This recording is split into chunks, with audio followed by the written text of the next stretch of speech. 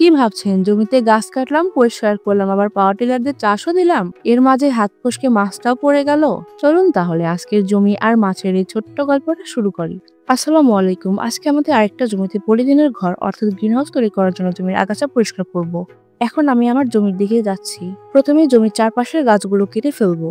এই গাছগুলো কাটা একটু কষ্টের কাজ, কারণ এই গাছটা একদম কাঁটাযুক্ত গাছ। আমি প্রত্যেকটা গাছ কাটছিলাম আর আমার হাতে কাটা ফুটছিল।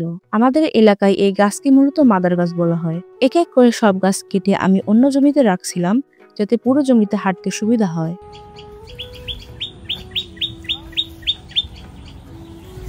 তারপর জমির চারপাশে আইলগুলো ছেড়ে নিচ্ছিলাম, যাতে জমিতে চাষ দিতে সুবিধা হয় এবং প্রত্যেক কোনায় কোনায় চাষ দিতে পারি। আজকে অনেক রোদ ছিল আর কাজ করতে অনেক কষ্ট হচ্ছিল। তারপর জমিতে পাওয়ার টিলার নামিয়ে পুরো জমিতে চাষ করব, কারণ ধান কাটার পর জমিটা পানি শুকানোর জন্য বেশ কিছুদিন ফেলে রাখা হয়েছিল। মূলত জমিতে জোনা আসলে চাষ দিলে মাটি দলা বেঁধে থাকে। পুরো জমিতে চাষ দিয়ে মাটি একটু শুকালে 2-1 দিন পর ফাঁস ছিটাতে হবে।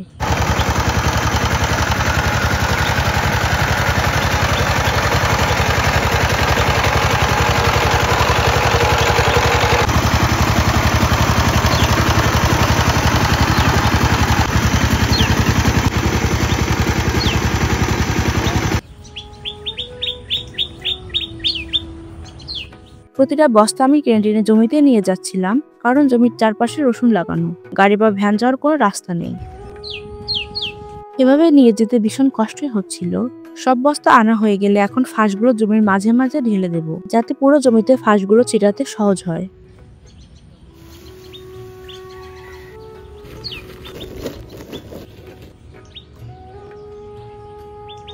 আমি হাতে গ্লাভস পরে পুরো জমিতে ফাঁসগুলো ছিটাচ্ছিলাম, যাতে হাতে গন্ধ না লেগে থাকে। ফাঁস ছিটানো হয়ে গেলে জমিতে আবারও চাষ দিতে হবে।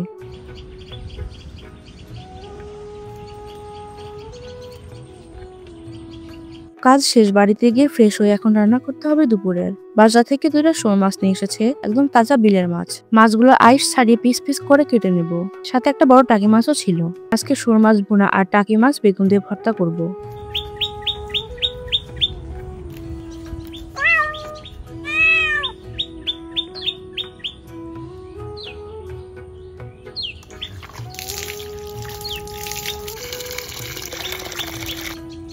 মাছগুলো কাটা শেষ, এখন পানি দিয়ে ভালোভাবে ধুয়ে নেব।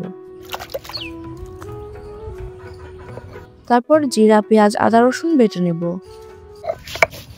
আসলে বাটা মশলার স্বাদই অন্যরকম।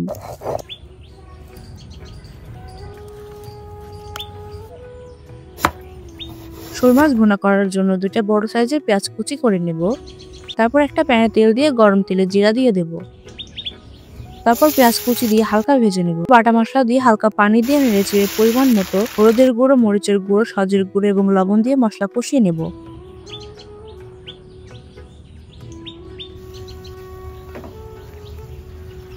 মশলা তেল যখন উপরে উঠে আসবে তখন মাছগুলো দিয়ে ভালোভাবে কষিয়ে নেব।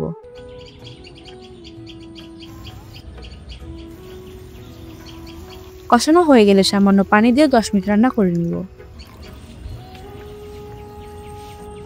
শোল মাছ রান্না শেষ। মাছগুলো একটা চামচ দিয়ে উঠিয়ে নিচ্ছি, যাতে ভেঙে না যায়। কালারটা অনেক সুন্দর এসেছে, স্বাদটা ভালো হবে ইনশাআল্লাহ। এবার টাকি মাছ ভর্তা করার জন্য প্রথমে প্যানে তেল দেব। তেল গরম হয়ে গেলে পেঁয়াজ মরিচ দিয়ে হালকা ভেজে নিয়ে কুচি করা বেগুন দিয়ে দেব। তারপর হলুদ লবণ দিয়ে বেগুনগুলো হালকা ভেজে মাছ দিয়ে দেব।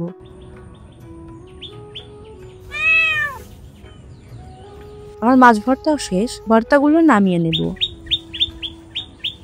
এখন একটা প্লেটে ভাত, ধনেপাতা কুচি, লেবু, মাছ ভর্তা আর শোল মাছ নিয়ে দুপুরের খাবার খাবো।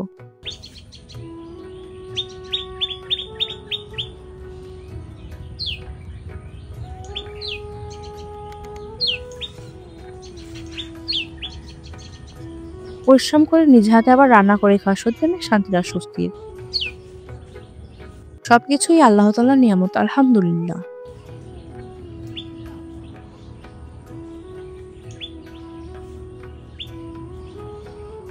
সত্যি বলতে খাবারটা অনেক সুস্বাদু হয়েছিল।